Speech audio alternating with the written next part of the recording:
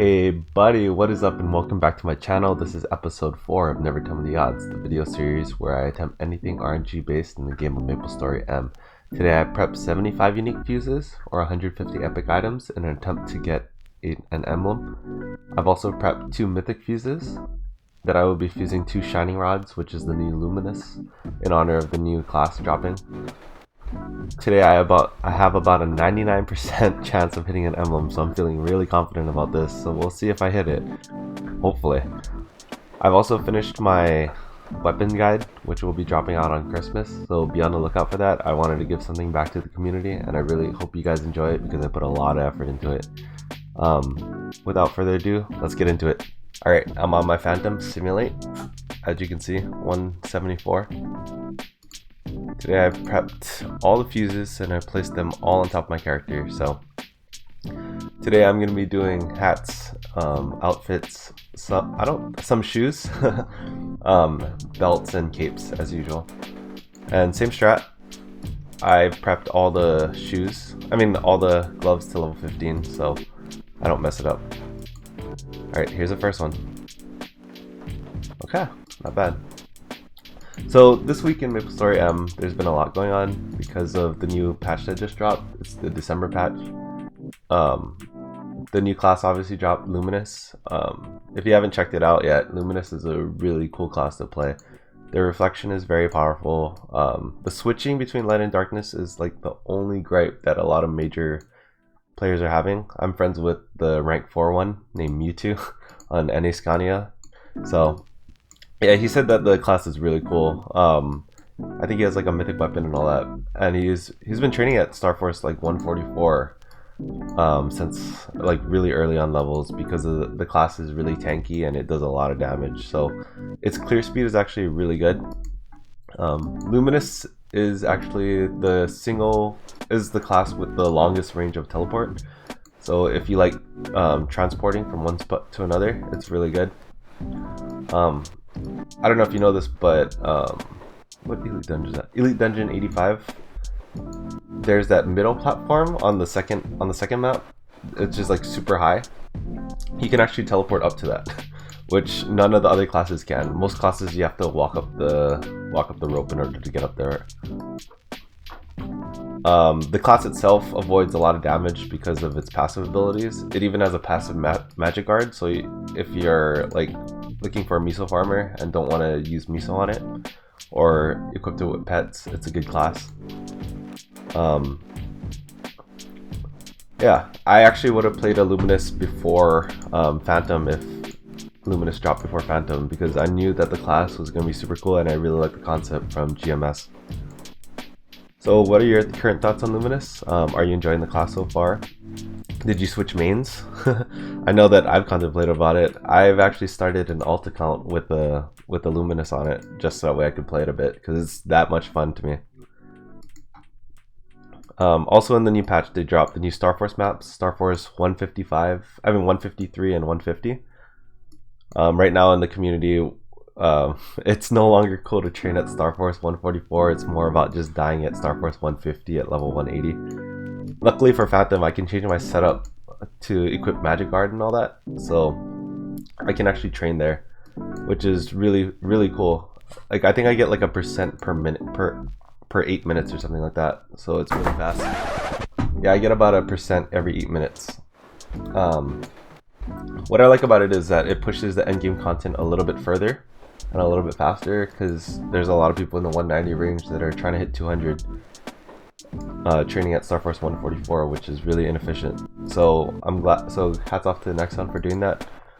What kind of sucks about it is that the race to 200 is going to end real soon. I'd expect it to end probably late January or early February, just given the rates of the EXP of the new maps.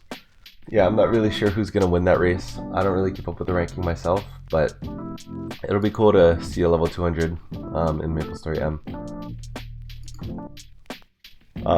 For the 2nd year anniversary, which that means it's probably likely that they're going to be raising the level cap to 225. I'm actually not sure on if they would do that, but that's just my speculation. What kind of sucks about the new map, it feels really rushed. And by that I mean they didn't release the new zones with it. They only literally released the new Star Force maps because the community was pressuring them that much. I still don't know if it's a good or bad thing. What I was looking forward to the most mainly was having new maps to grind alts on, or you know, farm miso at, because those rates at those new ferry places are going to be really ridiculous compared to Rough Canyon. What kind of sucks too about pushing endgame content further, especially on the trading side, is that they're going to split the player base a lot. You're going to have people who are mega wells that are able to train at these new maps, and you're going to have people that only able to train Star Force 144. Most free-to-play players, like even if you were able to hit Star Force 147, which is amazing, to push that extra 6 stars to hit 153 is a task. It's a task on its own. You have to hit so much extra scrolls just to squeeze out that little bit of Star Force. But luckily for us, they released the secondary weapons, so that helped us out a lot. And they've been giving us a lot of scrolls, especially with the current events, in order to push your weapons. In order to push your Star Force even a little further. So if you're not there right now, don't feel too bad about it. You'll get there eventually. So I want to touch on the current events going on in the game right now. There's a lot of events. I'd say there's too much events. It takes me about probably like 40 minutes to finish everything on top of my main character. Like between the 2020 countdown, farming for keys, doing the Mush Kingdom and all that. What sucks too is like if you do the Mush, I did the Mush Kingdom the other day at like a very off time, and no one was doing it, so I had to solo it, and I actually failed it on one of my characters. I was very sad. Like the balloon like floats up, and you can still damage it, but if you have it on auto battle and you get stunned like I think like 4 times or something like that, you're not gonna clear that event, which really sucks. So be on lookout for that. Alright. The new gold leaf shop, not gold leaf shop, the new event shop that they dropped is really good. It has the 80% reduction scroll, which, as you know, exalts. It helps a lot. Like, so basically what it does is it reduces the number of fails that you have down by 1, so it lets you fail another time.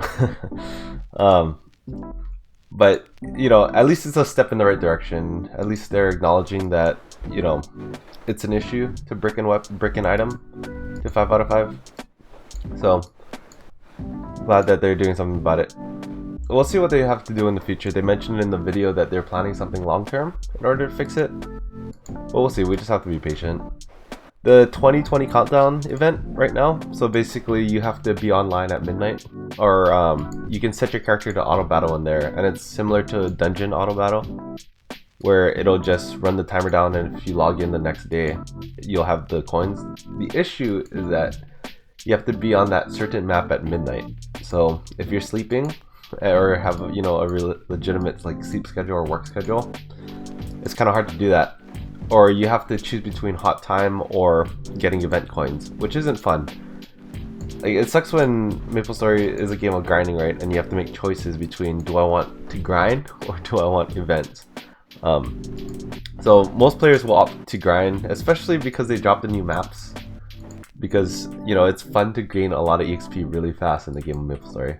So the only question I can ask to Maplestory is ¿por qué no los dos? Why not both? Like, why not just give us the ability to be online at any map and give us the event coins just because we're online, like auto battling? That'd be really great.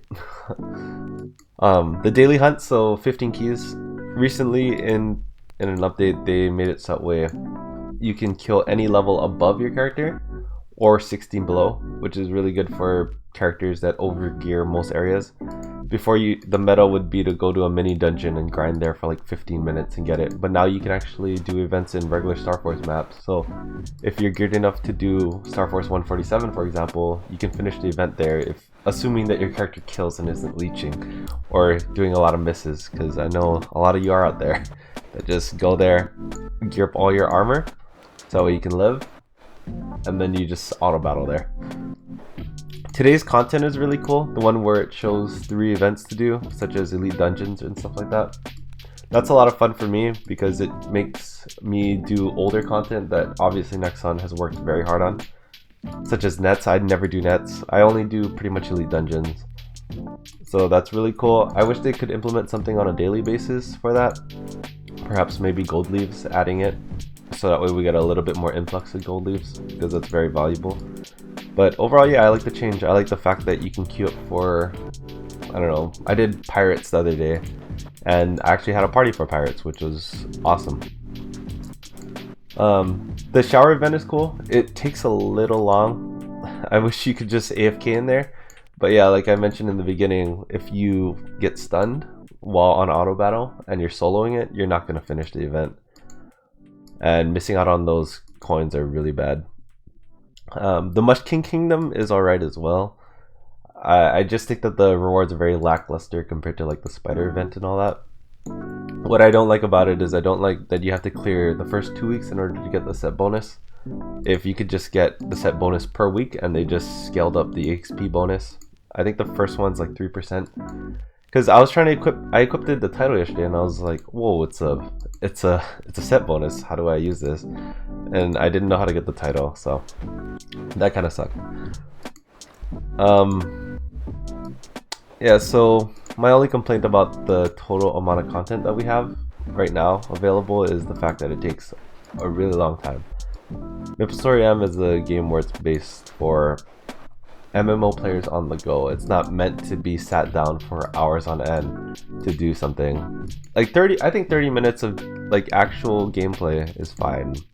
But you know, between the AFK like shower events and all that, they really need to fix something about that, especially the 2020 countdown. My suggestion would be maybe do it at noon as well. Like you do 12 noon or 12 midnight. So that way a player who has normal active hours would be able to just log in, go to the 2020 map, and go hop right back into their hot time. And then the overnight hot time, they'll be able to just overnight it.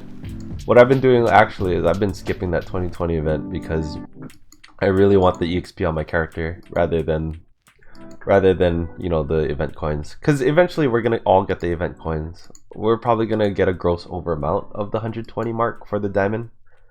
But the hard part is getting there initially. So I got about 9 more fuses. It's looking pretty bad right now. I'm getting a lot of belts. I mean, I have a lot of belts though. So 8 more. I should hit this because the total amount that I've fused since my last emblem at this point is going to be about 140. Which, speculation, 3% of probability compounded. That's 99%, so I'm keeping my hopes high. If I don't get it here, that's fine. I got 5 more. Yeah, 5 more including this one. Extreme belt. We're probably gonna add in like some suspense music. Rising sun belt. 2 more belts. Rising sun. Oh my goodness, I'm not gonna get it. Alright, last one. Dang. Alright, well, that's 150 fuses. That's 75 fuses down. And then, so let's jump right into the mythic fuses. Alright, so I've prepped 2 mythic fuses for the release of Luminous. I'm going to be fusing 2 shining rods. I have prepped a Eligos shining rod here and an Utgard one. I really want to hit a Jane one, or Eligos is fine. I'm mainly trying to do this to turn a profit. So if I get, I don't know, if I can get 2 mil off of this fuse, like it'd be really worth it to me. This is why in my fusions videos or my Never Tell Me the Odds videos, I don't do weapons, is because I save it for stuff like this, because I'm trying to hit exalts with Janes. Let's start with Utgard shining rod first. I'll sacrifice my cane. Alright, 64 mil. Let's go. Yeah, I really want to continue. I got a Brizer. Alright, well hopefully that'll sell for a mil. I mean, I'm on day 2, right? Or day 1 of day 0 basically of Luminous release, so there's a good chance that it'll sell. Alright, the Eligos. Yeah, I'm sure. I got a Jane. So Jane will likely sell for max miso. I'm really happy about this. Yes. Hey guys, shooting my outro. So I didn't get an emblem today. Kind of sucks, 99% chance. Really happy about my Jane Mythic weapon. Hope you guys enjoyed this video. If you liked it, drop it a like. Give it a comment if you have any questions or any suggestions on how to improve my content. And subscribe for more. Also, check out, be ready for my weapon guide that's going to drop real soon. It should drop this week. So catch you on the next one. Peace!